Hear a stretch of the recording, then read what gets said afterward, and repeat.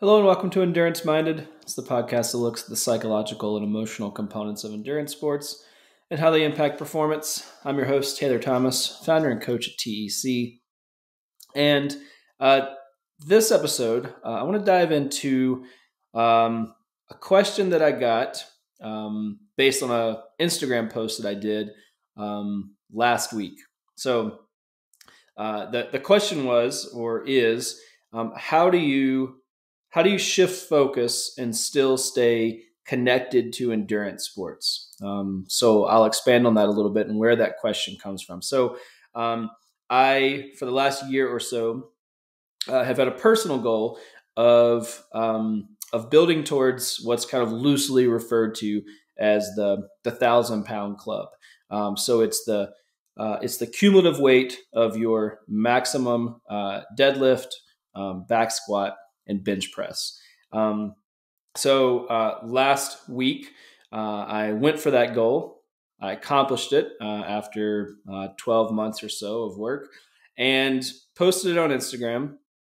And just to give a little background about my journey to get there, what it meant to me, and got a lot of great feedback, a lot of great questions. But one of the questions that it sparked was this idea or this direct question of, how do I shift focus and still stay connected to endurance sports? I have obviously, built a life and a career on and around endurance sports. It's what I've done mostly my entire life, whether it's running or cycling or mountain sports or combinations of those things, looking to explore the edges and the limits of the endurance space. And so I think people were, some folks told me they were surprised to see this shift in this strength goal because it's not necessarily endurance based. So today I want to unpack that. I want to explore it. I thought it was a really great question. It's something that I've been thinking a lot about as I've explored different versions of my athleticism and still work to stay focused on long-term goals and health and happiness. So it got me thinking, and it allowed me to unpack this and to think about what it really means to explore different versions of athleticism, different modalities, different ways to move my body, different ways to engage, and how they all really, in my mind, add up to the same thing, right? That exploration of our full potential of our bodies as, complex and dynamic machines and tools that help us reach our goals. However, we want to explore that. The sum total of the effort is still the same. And so that's what today's going to be about. It's going to be about this question that was posed, came up several times through questions on Instagram, and again allowed me to think a little bit more in depth about this question. And it's something that I want to explore with you guys, with our listeners, and I think it's going to be hopefully a really impactful episode, because it's something that we hear a lot on Endurance Minded from our listeners is how do we continue to stay connected? How do we stay focused? How do we explore these different things while still feeling like athletes, still feeling engaged? So that's what we want to start with today. If you want to follow along with my journey, you can do so. I'm on Instagram at Taylor J. Thomas. And as always, please follow along with Thomas Endurance Coaching. We're on Instagram at Thomas_endurance_coaching. You can keep up with this podcast. You can keep up with everything that we have going on, from our coaches to our brand ambassadors to events that we have going on coming into the spring and summer season. We got lots of cool stuff that we're getting set up around the country. Lots of neat ways and fun and exciting ways to engage with TEC. So you can follow along with us there, as well as everything related to Endurance Minded. As always, enduranceminded.com to reach out, comment, let us know what you're thinking, and please rate, subscribe, and share. I can't thank you enough for your support. So with that being said, let's get to it. So let's talk about exploring your athleticism. This is really the condensation of this question, right? Again, the question that was posed to me was, how do you shift your focus and still stay connected to endurance sports? And it's a fair question, because it's hard to be engaged in different disciplines. It's hard to know how those disciplines will complement one another. It's hard to know if they are complementing one another, are they contributing to the progress that I'd like to see towards my goals, and then, all of that aside, it's something that I hear from athletes all the time. We get questions and comments to the podcast about, how do I mix it up, or athletes are nervous or afraid to branch out of their or away from their primary discipline. And typically that's a traditional endurance sports discipline, like triathlon, running, cycling. And how do I explore these other modalities without losing sight of, or losing my identity in these traditional endurance sports spaces? So I want to break down several ways that I've thought about this, because it's something that I have had to cope with, understand, as my athleticism shifts, as I continue to look for ways to engage. I've been in endurance sports for a long time, and so it's important for me to understand and find different ways to engage with my athleticism, with my body, with my goals, so I can continue to do this for the rest of my life. That's the overarching goal. Is we want to use these pursuits to keep us healthy, to keep us happy, keep us focused, to add value to the rest of our lives. And the way that we get the most out of that process is if we do it forever, if we're consistently engaged. So I've spent a lot of time working through this in my own mind, in my own pursuits, and so this question was well timed, because it's going to allow me to expand on this and hopefully give you guys, our listeners, some insight into maybe how you can tap into these different things, different expressions of your athleticism, to keep you in it for the long term, so you don't burn out, and so that you get excited about what your body is capable of. That's been one of the most impactful things for me as I've worked more in the strength space, is just to understand how our bodies can respond in these different ways and what our bodies are capable of, even though we may have thought that we were only good at or able to do one thing well, which for me would be endurance sports. And so I had always thought that was the thing that I could do, right? I could run long distances, I could ride my bike long distances, I could push, and that's still the case, but I was able to shift that and realize that my body is and will continue to be capable and able to show up in these other capacities that are totally different from endurance sports. And that's really exciting to see how that can shift. And it keeps me very engaged in my own training, in my own focus, in my own thinking about the work that I do with coaches and athletes. So let's dive in. First place to highlight, or the first area that we can explore our athleticism, is to not be afraid of change. So, we so often are afraid that if we take time away from our primary discipline, that would be our endurance focus. Again, typically that's cycling, running, multi-sport. If we take time away from that, it will detract from that thing. It'll detract from our primary focus. And, that I think we as athletes need to do our best to come off of that a little bit. We need to be a little less strict about how we think about our progression in endurance sports.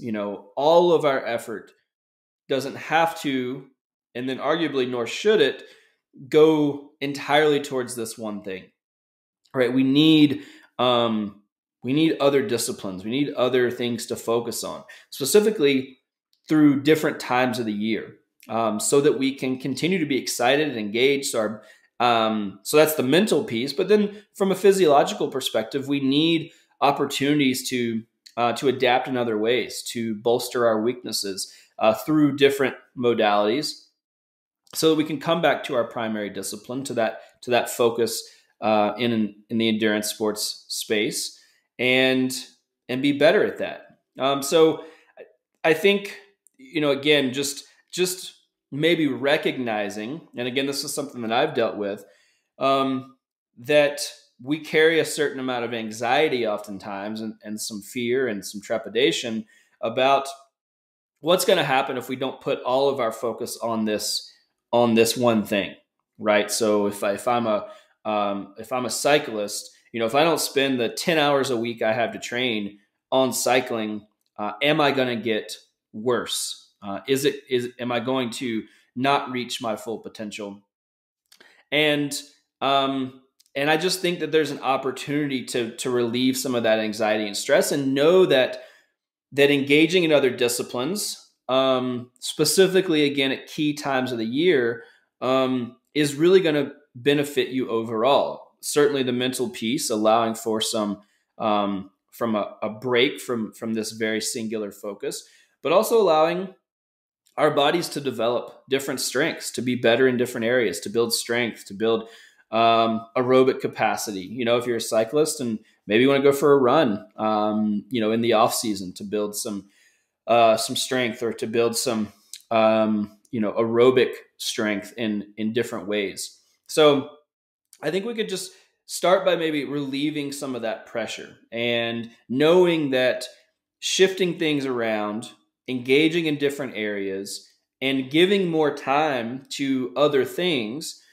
is still going to complement our goals. It's still going to complement our primary focus, and that we can take some of the pressure away that we feel when we think about not spending all of our time on our primary discipline. And because it's, again, this idea that the sum total of the effort still moves us in the direction of our goals. It still creates adaptation. It still allows for mental, emotional space. We relieve some of that pressure from the singular focus of our endurance goals. And that's vitally important when we think about longevity and sustainability in the sport. So first and foremost, again, just if nothing else, as much of a statement, just don't be afraid of change. Know that we can shift things up, and it's going to be okay. You're not going to lose fitness. You're not going to, be worse at running next year than you are this year. Specifically, if you do it in a way that's guided by sound principles, sound, whether that's, coaching, or if we think about things from a physiological perspective, if we're doing things through the lens of, sound science, that mix up or switching things up is actually going to help you and not hinder you. So next thing is, there's no perfect body type. So let me expand on that. I'll start with the disclosure that, certainly there are optimal body types for specific sports, for specific goals. So for instance, if your goal is to be a really strong climber in the sport of cycling, then certainly an optimal body type would be that you would be at a weight that is, healthy but lean for your body type, and then that would create a higher, watts per kilogram or power to weight ratio, which would allow you to climb at an optimal pace or as efficiently as possible. Same thing, if you're a runner and you're looking to be a really good marathon distance runner, certainly we would expect or we would try to optimize your body type so you could be, long and lean and light and efficient, and your stride would be, your turnover would be quick. So we don't, we wouldn't be looking for lots of, big, chunky, heavy muscles in your legs or your upper body. So I'll start by saying that because there certainly are optimal body types based on our goals. That being said, we get hung up on this as athletes, certainly as, age group and amateur athletes, where we are afraid to, and I'll put in quote, put on muscle or get too bulky or, whatever it is. And I've heard all of the variations of these things from athletes over the years, but I think exploring what is an optimal body type for you could be really valuable, right? So we get hung up again. If you're a cyclist, you might, project these things that we read or, these other elite level athletes. We might project their goals and their body type and what they look like onto ourselves, and chase that. And it might not be optimal for us, right? Based on a body type that allows us to thrive. I know for myself, I've certainly been too skinny, when I was racing bikes at an elite level and really chasing those goals. I looked and saw what the folks around me looked like, and I chased that. And it was many years later and after a lot of experimentation and understanding, where I realized what my optimal body type was, and that I was never going to look like those guys. And that's okay. That didn't necessarily make me less competitive. It's about optimizing my health, and making sure that I treated my body the way I needed to be treated, specific to my goals and my needs, and my musculature and my skeletal system, and then optimizing that for my goals, on the bike. And the same thing in the running space for me personally as well. I was never going to be long and lean. I was always going to carry more muscle. I was always going to have bigger legs. I was always going to have bigger chest and shoulders, but I just needed to work on optimizing that. So again, these are, as much kind of statements as anything else, where just understand that there's no one perfect body type. And so when we get hung up on, I can't do this activity because it's going to make me look like X, right? Or it's going to detract from my ability to have this optimal body type that I'm chasing for my specific discipline. I would argue, or I would encourage you to experiment and work to find what your optimal body type is. It might be different than what we see, in magazines or, articles that we're reading from, whatever publication that show these specific types of athletes. And we might just not look like that. And that might not be the healthiest way for us to look in order for us to pursue our sport in a way that's in alignment with our full potential. So try to come off of that, and if you've struggled with these preconceptions or again, projecting these certain body types and images onto yourself. And then furthermore, if that's kept you from experimenting with different activities, with different disciplines, with different types of, say, strength training, or different types of, workouts in your primary discipline, other disciplines, explore those to better understand what works for you and what creates an optimal body for you. It might require more strength training. It might require, more or less volume in your primary discipline. It might require quote unquote cross training. It might require, more more movement based things such as Pilates or yoga to keep your body moving in a way that feels natural and healthy and comfortable. So it doesn't have to look like anything that anybody else does. It needs to be an approach that works for you and creates a body type that's optimal for you and your goals. So try to separate those things. Don't project and experiment and tap into other disciplines so that you can understand what your body needs to kind of grow into your the body type that's right for you. Um, Next, as we've all heard, and as the old adage goes, variety is the spice of life. So, if the goal is, and I've said this time and time again, that our focus should be on understanding how we can leverage athleticism in a way that adds value to our lives so that we can reap the benefits of that value lifelong. All right. So it's not just about being an athlete for a couple of seasons. It's not just about a few big goals and then we hang it up. Or let me back up and say, I hope that's not what it's about.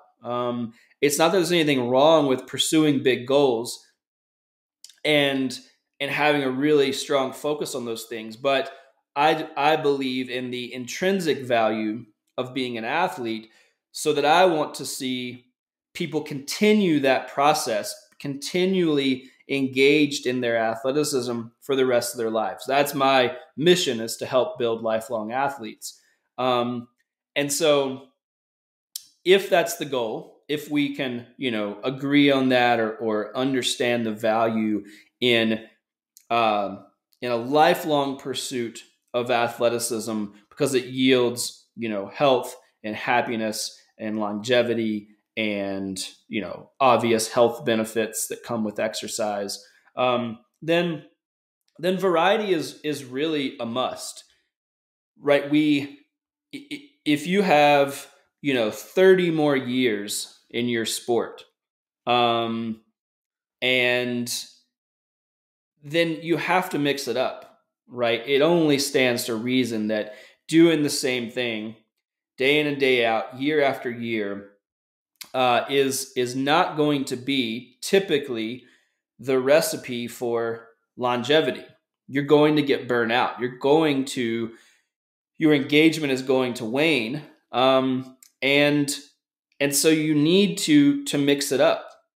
And again, that doesn't mean that you give up the thing that you're passionate about, your primary discipline, but certainly at certain times of the year, engaging in other things. So, that could be strength training. It could be another endurance discipline. It might be shifting disciplines for several years. I've done that on and off several times in my athletic career, where I was 100% dedicated to cycling for many years, and then came to running, and was 100% dedicated to ultra distance running, and then strength training, and then cycling, and then mountain sports. And, so having this flexibility where you're continuing to engage with endurance sports or with your athleticism or understanding how your body works, but that thing can be fluid. If you started as a cyclist, you don't have to stay a cyclist for the rest of your life. That could be a central point. It could be an anchor that keeps you grounded and excited. That could be your passion. But you could certainly engage in other things. And I think that's where, a lot of times we can get lost, is that we think we always have to do this same thing.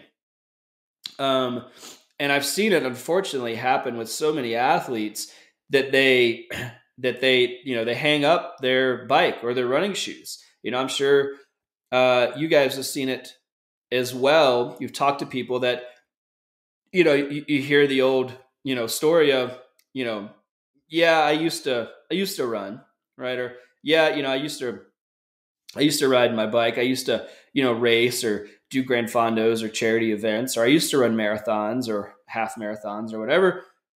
And and they're not engaged in that thing anymore, right? It's all past tense. And that for me is the biggest, um the most unfortunate thing that could happen specific to our athleticism, is that we lose sight of the value of that thing, and it becomes a past tense conversation. So, again, making sure that it's consistent. And I think that's what happens when we talk to these people that talk about it in the past tense. They got tired of it, right? It wasn't adding value to their lives. They weren't engaged in it. Um, it didn't seem like it was something that was exciting. Maybe they accomplished their goals. Um, Again, maybe their goal was to run a marathon, and they did that. Maybe they did it several times, and then what? Right? Where do you go from there? Not everybody wants to keep going and run ultra distance races. So where do you go once you've accomplished your goals? That's where this variety, I think, is really impactful. Is that we can take the the skills that we learned in the pursuit of that goal, our process oriented skills, our mental skills, all of the things that we took away from reaching that goal, and we can apply them to something else, and that keeps us engaged. It keeps exercise, it keeps health at the forefront, but it looks different, and that's okay. And I think so many people struggle to know where to go once they've reached their goal, because they think that maybe they have to keep doing that same thing. Right? Again, I trained for this running event. I have to keep being a runner, even though that doesn't really seem fun anymore. Um, or insert whatever discipline you're focused on. And I think that's really where this variety piece can come in. Is that uh, going back to sustainability, longevity is the goal. How do we keep ourselves engaged in consistent movement for the rest of our lives?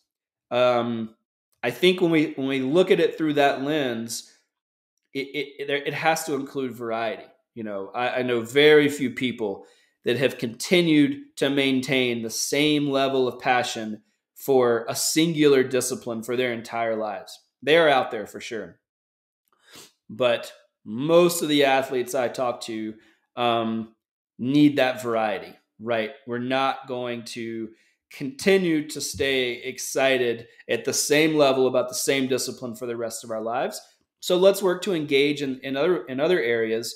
So again, health and longevity become the focus, and that keeps that engagement with our athletic identity there, but it allows us to look at it through a different lens, through a different discipline. So, next area or next statement, mixing it up helps bring value to other disciplines. So, what I'll give an example. What I hear so often from athletes over the years is that let's use strength training as an example. This is the classic area that athletes struggle to engage in.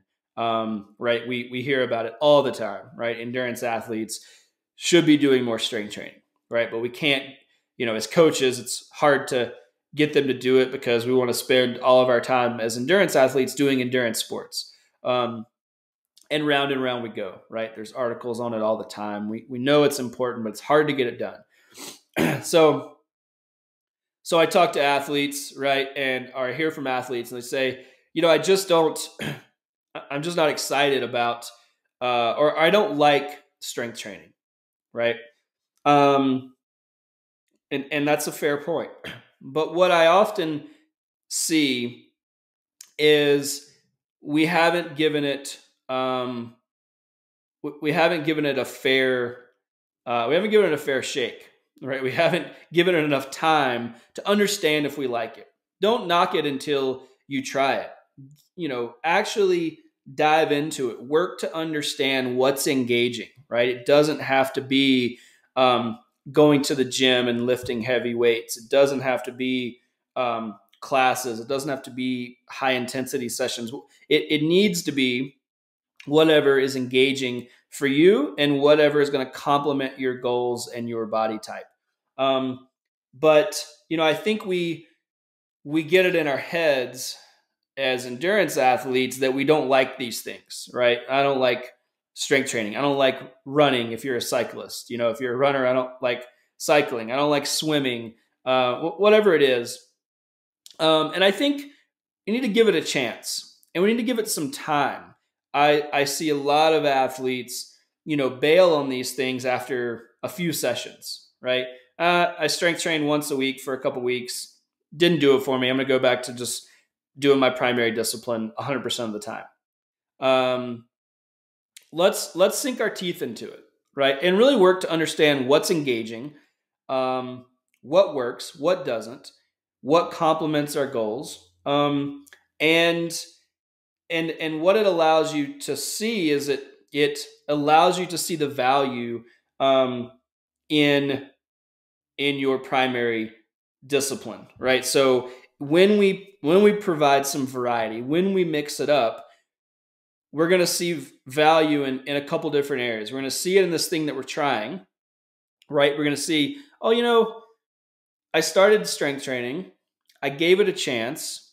I've been doing it for 12 weeks now, and I can really see and feel the difference that it's making in how I feel, in how I execute my workouts in my primary discipline, in how it's helping me manage my time. So we're going to see the value there. And then it's also going to allow us to be excited about our primary discipline, right? So when we need to do more of that, or when that focus needs to shift, we have some energy that we want to apply to this primary discipline because we took a break, we mixed it up, we've been engaged in other areas. So it really is twofold in that this idea of mixing it up really helps to highlight the value of what we're doing, right? It allows us to see why mixing it up is important, why this variety is and should be and can be engaging. And then it gets us excited about coming back to our other sport, to the thing, the endurance thing that we're focused on. So, I've seen that play out really in my own training time and time again, where I get really nervous about taking time away from this thing that I'm focused on, right? Running or cycling or whatever it is. And inevitably, when I do it, one, it makes me better, right? I'll use strength training again, but could be running to complement cycling certainly to complement running, right? Pulling some of that volume away. I always worry that it's going to detract from my fitness or my ability or my capability, which is, I think, the sentiment that a lot of athletes share. But inevitably, when I give it space and I give it time to take hold, it always pays dividends, right? Mentally and physically. I feel fresh. I feel more engaged when I'm doing workouts for that primary discipline. And I always feel stronger when I do something else, right? I come back and I feel more capable. I'm able to tap into how my body moves in different disciplines and understand what those movement patterns look and feel like. So always valuable across the board if we can get over just these mental hangups that we have about what that's going to do to our fitness, what it's going to look and feel like, what's going to make us look like. So give it some time and really commit to sinking your teeth into it. And I promise it'll pay off. And then lastly, you can always go back, right? So we worry, if we switch things up, if we engage in different areas, if we shift our focus, am I going to lose sight of this area that I have such a strong, that I hold such a strong identity to, or with. And the truth of the matter is that you can always come back, right? If, um, if I switch things up, if I decide to focus entirely on a different goal, a different discipline, I can engage in that thing for a while, as long as I need to, as long as I want to, and I can come back to this other thing, right? I can explore that again. And I think actually one of the things that's most exciting for me is when we do allow ourselves to switch things up, if it's needed, if it's valuable. When we come back, it's really, with a totally different perspective, right? In the times that I've left or certainly loosened my focus on a particular discipline, and I've put a lot more energy and focus in another discipline, when I've come back to that thing, my perspective is totally different in a way that allows me to really understand and see the value of this other thing, this thing that I put on pause for a little while. And it just helps you gain clarity. It's so helpful to take a step back and engage in other things and really commit yourself to being present in that thing, or with that thing, and know that the plan all along may be to come back to this other area. But when we come back, you're going to be different mentally and physically. Your body will be different. Your mind, your perspective, again, the clarity that space provides. And it doesn't have to be long periods of time, but I would even argue, and I think it can be very productive to look at this, kind of this idea of you can always go back through the lens of periodization, planned shifts in your training that allow for this space so that we can create the opportunity for some of that clarity that comes on the other side. So, maybe that's a classic, like wintertime, really pull back on your primary discipline and focus on ancillary components of your training, right? Strength training, activation, really working on these movement patterns, tapping into your body and engaging with your body in a different way. And when you come back to running, cycling, triathlon, whatever it is, I guarantee you it'll feel different, right? You'll have more awareness, and you'll also be stronger, and you'll be fresh, and you'll be excited to get back to your sport.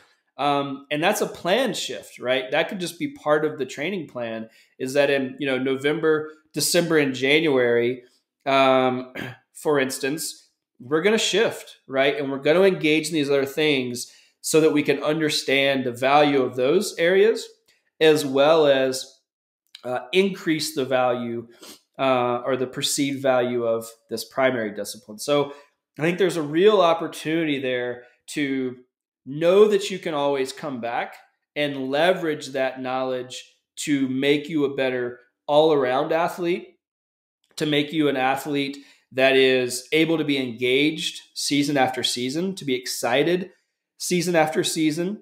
And that can be, we can take a very, individualized approach to that shift and actually factor it in. It's something that I think can be very impactful, and I've seen it play out in really positive ways in athletes' lives and athletes' training and athletes' fitness, year after year. So just to recap, again, the goal here is to understand, or to give you guys some tools, some concepts, some ideas about how to explore your athleticism, because I think that exploration is something that we fight a lot of times. And like I said at the top of the show, that was the question that was posed to me is, how do you shift your focus and still stay connected to endurance sports? And so these are the areas that allow me to, or the ways I think about things, that allow me to shift focus while still staying connected, still staying engaged year after year, And so to recap, ways that we can explore athleticism are, don't be afraid of change. Um, you know, Taking time away from our primary discipline doesn't have to detract from how we pursue those goals. Um, Second is there's no one perfect body type. So trying to remove ourselves from, this is what a cyclist looks like. This is what a runner looks like. This is what a triathlete looks like. And working to maximize our bodies. How do we move best? How do we need to be fueled? What does our body need to look and feel like so that we can continue to pursue these goals for the long haul? Thirdly, variety is the spice of life, right? Is that if our goal is longevity and a lifelong pursuit of our athleticism, then we really need to infuse some variety. We need to be able to mix it up and know that we can be engaged in different things, and that doesn't make us less of a insert your discipline, right? Less of a runner, less of a cyclist. Mixing it up. Number 4, mixing it up helps bring value to all of these disciplines, right? So if we engage in these other areas, we're going to see the value in that. And again, I encourage you to commit to that thing. Don't knock it before you try it. Don't say, tried strength training, don't really like it. Tried yoga, don't really like it. Whatever that thing is, give it some space and time, and really work to understand what works for you, what's engaging. Doesn't matter what your training partner does. Doesn't matter what your partner at home does. What you read in a magazine. What works for you? What's exciting? What's going to keep it consistent for you? So mixing it up and then doing so to allow you to see the value in all of these different areas of your athleticism. And then lastly, you can always go back, right? So you're not going to lose sight of your primary discipline. You won't lose your identity in that space, right? I actually would argue that mixing it up helps to further cement your athletic identity, helps you by engaging in these other areas. You understand your body better. You understand what you're capable of. You understand that you're able to engage in these other things. And then there's all these areas you can tap into and use your body in a way that moves you forward, that pushes you towards your goals. So I hope this was helpful. This is something that I am extremely passionate about.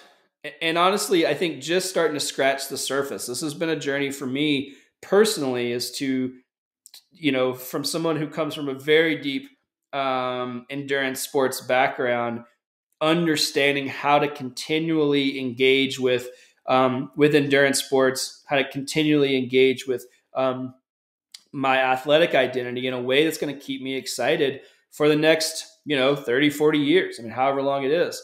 And so I'm excited to share, part of this journey with you guys. I hope it's helpful. As always, thomasendurancecoaching.com for everything that we talk about on the show, to connect with a coach for free. If you have any questions, we're here to be a resource. Please reach out. And enduranceminded.com. Drop us a question or a comment at the bottom of the page there. Let us know what you're thinking. And I'd love to be able to help you guys. And I'm here to be a resource in that space as well. So thanks as always, and I'll see you next time.